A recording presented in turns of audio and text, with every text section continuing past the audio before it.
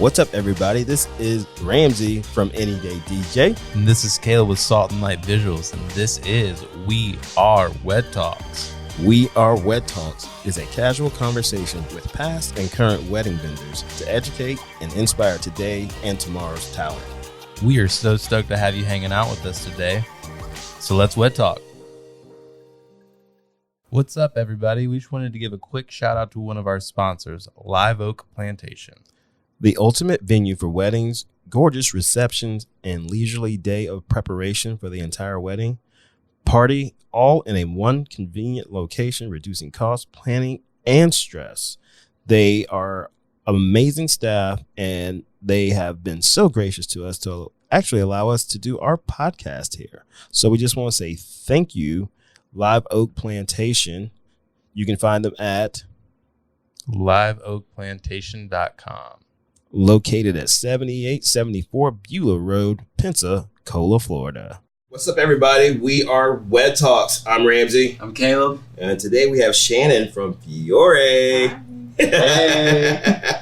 So I've been a huge fan of Fiore for a very long time. So this is a very big deal to have Shannon, the owner, creator of Fiore, on the We Are Wed Talks. So I'm super excited. Thank you. I appreciate that.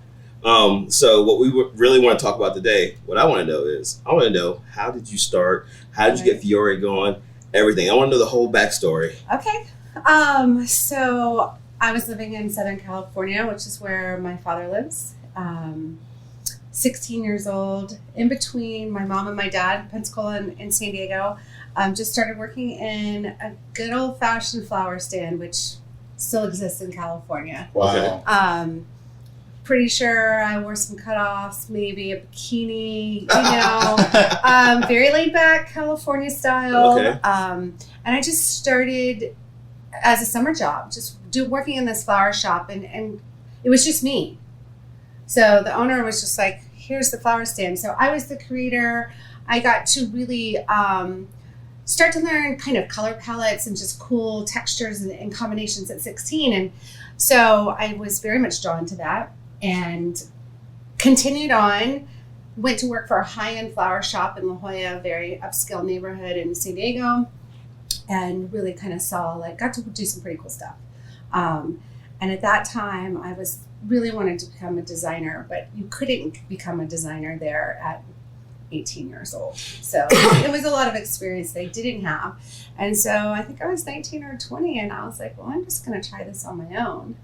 And my grandparents lived there, and they were big entertainers. And my grandmother was very much an influencer of me. There were always flowers in the house. Every party she threw was down to the last detail of custom-made linens, Wow. napkin rings. She had closets in her house that one was just linens, one was just candles, one was napkin rings. Wow. So for me, that was kind of like my playground. Mm-hmm. And it was creating looks, and I was so young. And it was really back in the time. So I'm going to date myself, but I've been doing this a long time. This was in the late 80s, early 90s. So floral design was not a big, super hip job to have. It was just, there were florists, and it was very standard, and things were done a certain way. And there wasn't, not to say there wasn't creativity, but there were a lot more boundaries. So Gotcha. Yeah. And so I started a little business, and I had a little Ford pickup truck and my answering machine and my rotary phone, and it was called All Occasions. And I started putting flyers on cars around town. And Was this still in California? This is in California. Okay. So this is all in California. And kind of just took that and ran with it.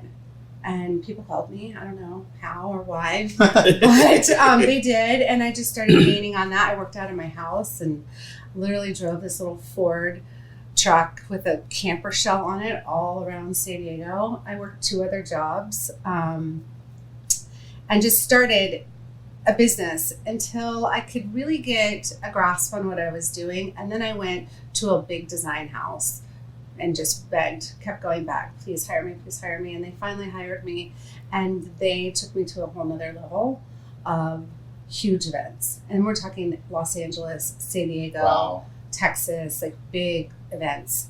And so I did that for a little while. And I went to visit some friends in New York City. And I got there and I was like, oh, okay. So this is bigger than LA. Wow. And I made a decision that if I was going to do this, I'm going to go work for the absolute best people out there. And left my job, which was heartbreaking, but I knew that it was for the right move. And I spent 4 years in New York City, and I call that my college. So I dropped out of school. I never finished. I just pursued. I was 20 years old and decided, I think the unknown and having no fear at that age, and nobody was like, oh, I'm going to be a florist. Mm-hmm. I just did it. That's So- cool. I don't really know why. I love that. That's super awesome though, because I feel like a lot of times, like with people who I know who are like, oh, I want to do this, all you hear is them talk about it, and it's like, just start. You know what I mean? Yeah, so that's what I did. I mean, I have in a box in my house the original flyers I used to make. Oh, wow. All the stuff I used to do, and Yes, I love look it. at it now. I'm like, who actually called me? Yeah. Why did they call me? But I think I just kept going. Like, I mean, you get beaten down or you get told no. Like, I mean, Yeah. I was told by that design house numerous times we're not hiring, or you don't have enough experience, and I just kept at it. So I don't know. It's probably the stubborn Irish blood I have. Yeah. A little bit feisty, maybe a little bit like not being told no. So I'm like, oh, let me see how I can make this happen. So, Yeah. and then New York was invaluable. It was the lessons I learned there, the people I worked for, the people I worked with. You know, Martha Stewart, Preston Bailey, Wow. Katie Brown. I did television. I did books. I was a stylist. I would produce the segments of the television show. Wow. Just based on the creativity part. I wasn't Yeah. like back there editing and things Yeah. like that, but definitely start to finish, how do you make something? Being on set with Martha Stewart is life-changing. I bet. Literally, you're like, you better have it together.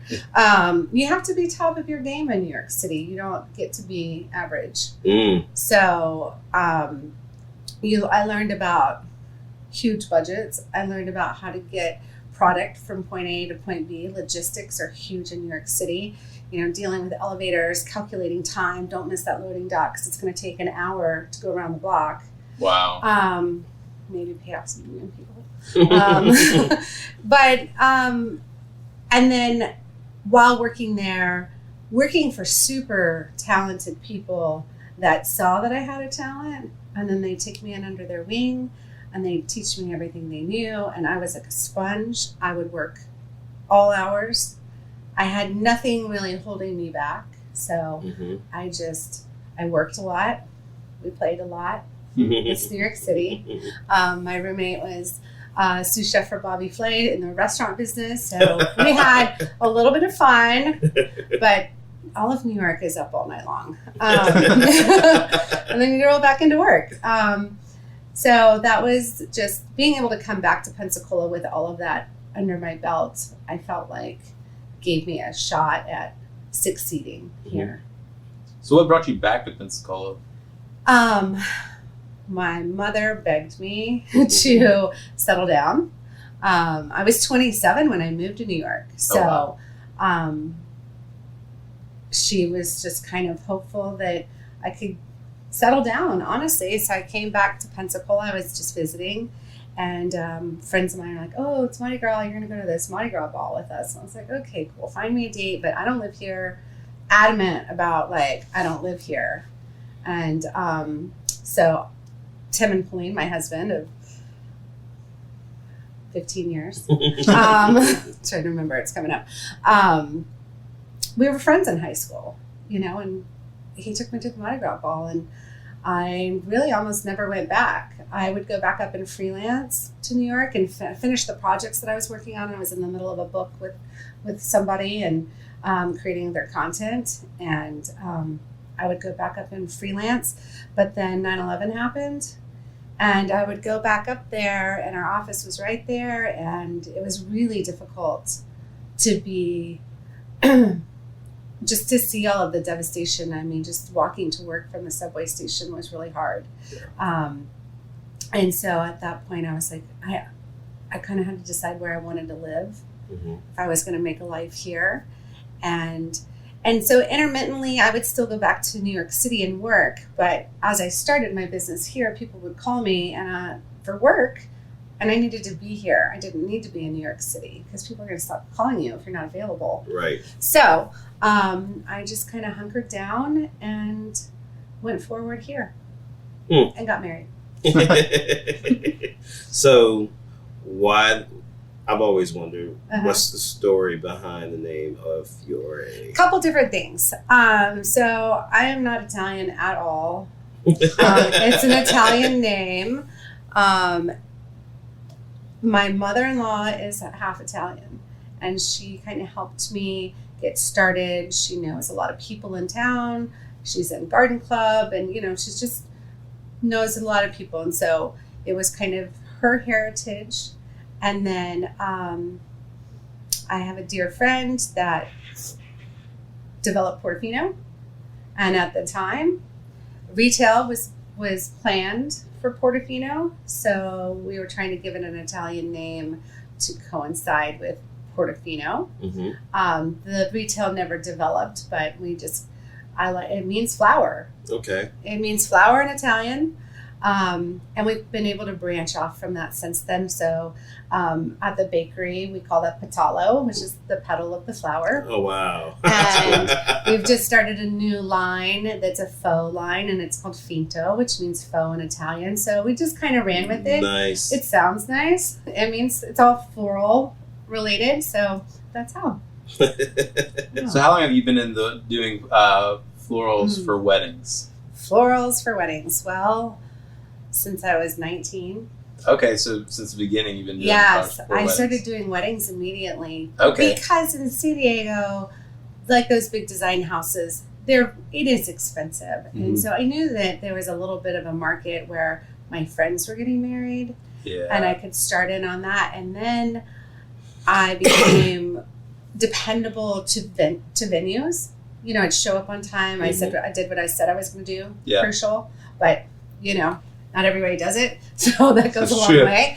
And then the venues started referring me, and I wasn't doing anything grand or huge. They were smaller scaled. It was just myself and my Ford truck and rolling in my backyard. Yeah, I mean, it was California. You leave everything outside. You worked outside, and you didn't have to have air conditioning. And even then, it wasn't nearly as hot there now as it is now. So wow, we were able to, and it was a beautiful thing. The floral industry is prominent in California. So the flower fields are all in northern San Diego.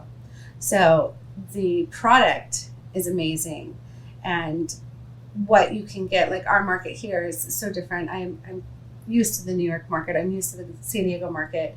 Our market, unfortunately, is rather limited, and so it's kind of a little bit of a hard thing when brides come in with their Pinterest board, and I'm like, never made it out of the California market or never made out of the New York market, because those designers there are going to take that product, and the shipping isn't even an availability a lot of times because the product's gone. If Martha Stewart wants all those ranunculus, she's going to get them. Yeah. And one thing I try to educate people on in our consultations, truly, that I've been making a point of, is letting them know how we receive our flowers, our product.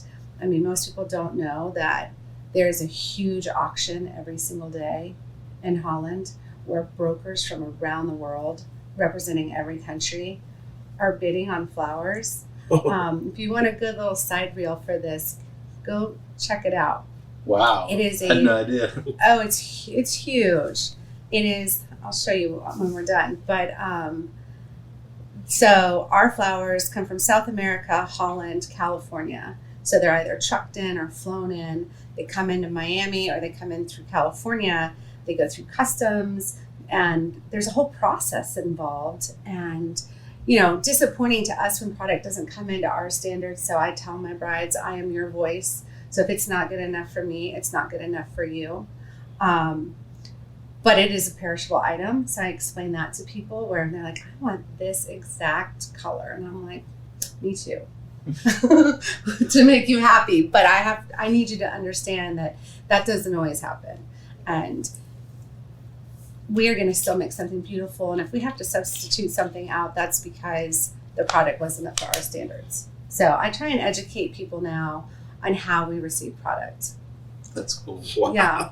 I have no idea. I'm just like, Well, it's kind of like the farming industry. You know, if you go to the grocery store and you wanted to make a Caesar salad, but the romaine salad's been pulled, you make adjustments. yeah. You don't really have to cry about it. You just, you know, it's just one of those things. Like if something comes in and it's not the exact color, I call my brides, but I really try to educate them up front so that I'm not saying we can't get it. I'm just saying if it's something that didn't work, I'm going to still make something beautiful and we're going to work it out. And I really don't want anyone to cry over flowers ever. But it's a big emotional day for everyone. So like, they're not going to cry on they can cry about something else. Right? Boom. Yeah. So I just try to communicate a lot with my brides, not like this long educational process in our meetings, but just how we receive our product and what we do to take care of it and how much we care about it. Mm-hmm. I believe being upfront is the key to friendships, business, Yes. everything. Yeah. Communicate. Yes. And one of my mentors, Bill O'Connor, Camden Depot, tell them up front it's a reason, tell them afterwards it's an excuse. Yeah. So you, Right. you educate, Yes. and that way you cut down Yes. anything that will upset them because they understand. Yeah. Yes. And they're perishable item, and we want them to look perfect on your wedding day.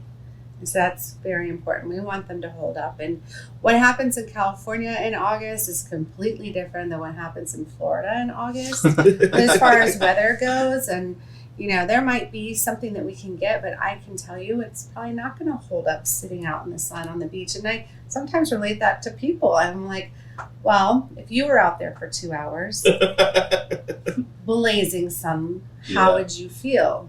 Probably wilted and dehydrated. Yes. You know, so I try to, I try I don't know to about make that. it relatable that the product has to be cared for in a Mhm. way that it is going to do its best. Dude, my mind is just completely I know. blown by everything. Yeah. And there's a lot too. I mean, the cooler we take things in, we take things out. When water levels change, water temperatures change. I mean, it's all conditioning is what it's called.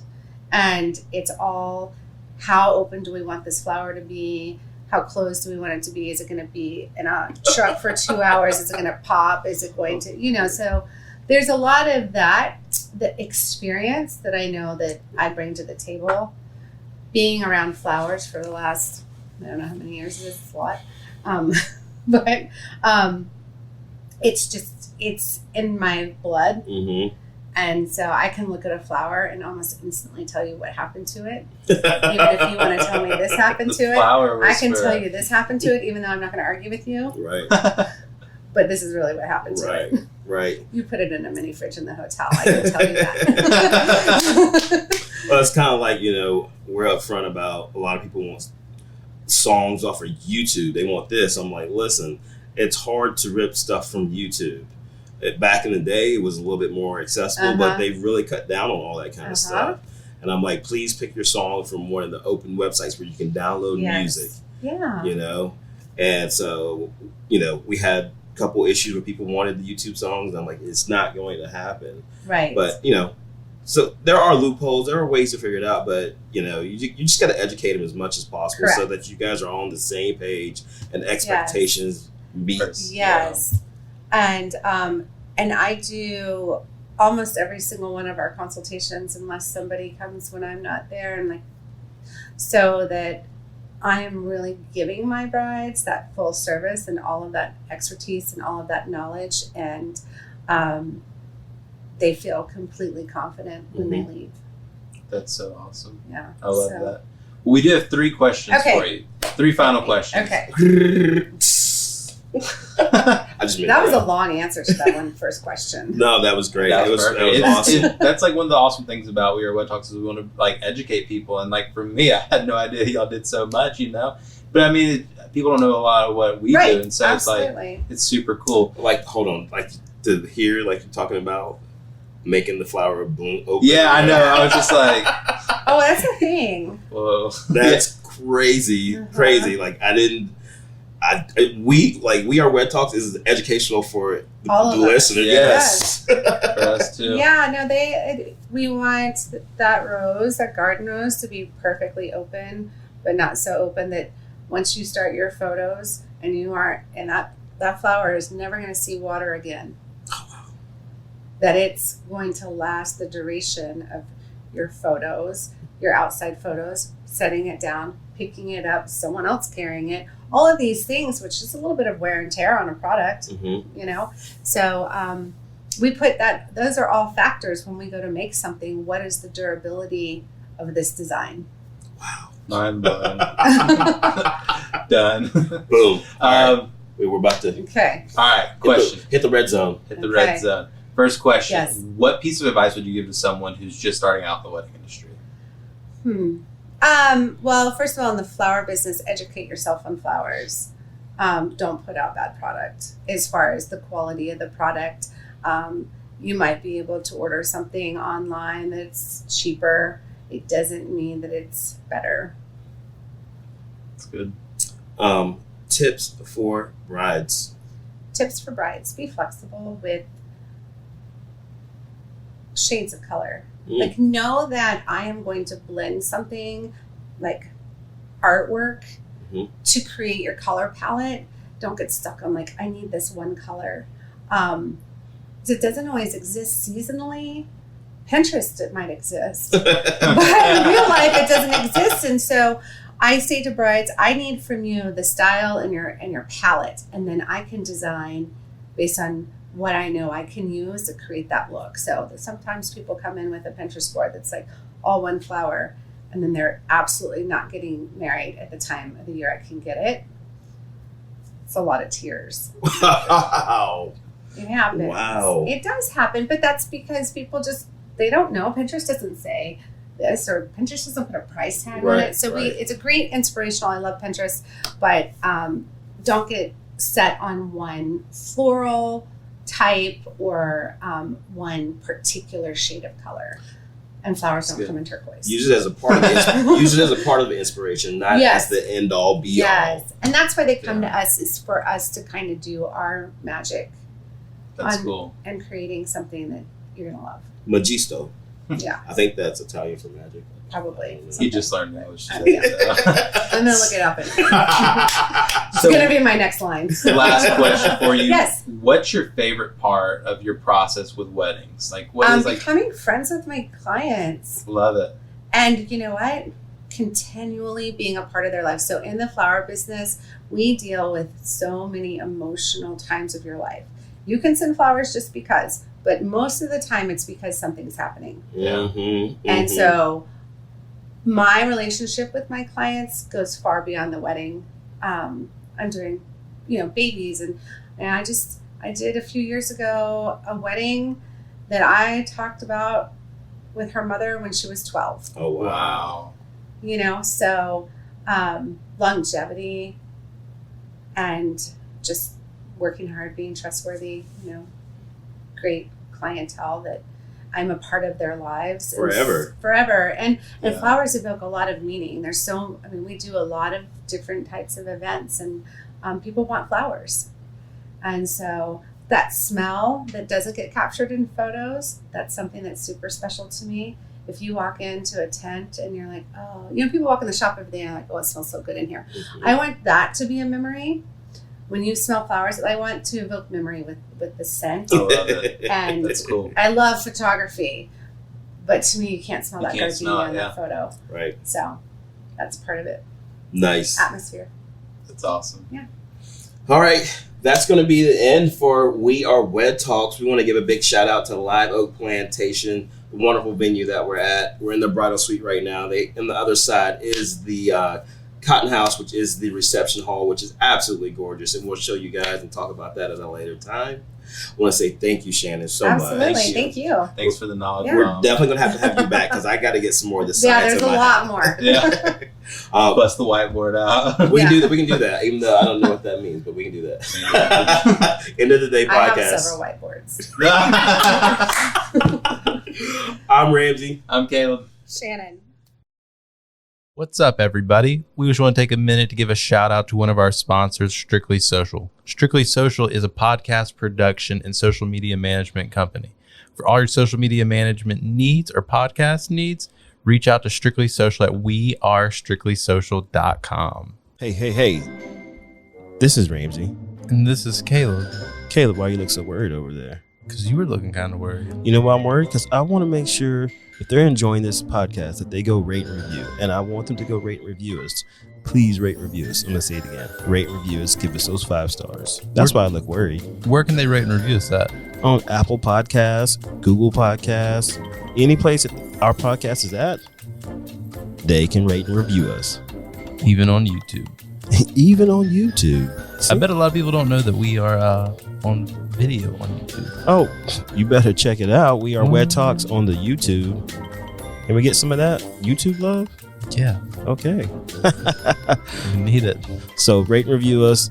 Apple Podcasts, Google Podcasts, any place where We Are Wed Talks, and on YouTube. And I will not have this worried look on my face. Boom. Thank you so much for joining us this week on We Are Wed Talks.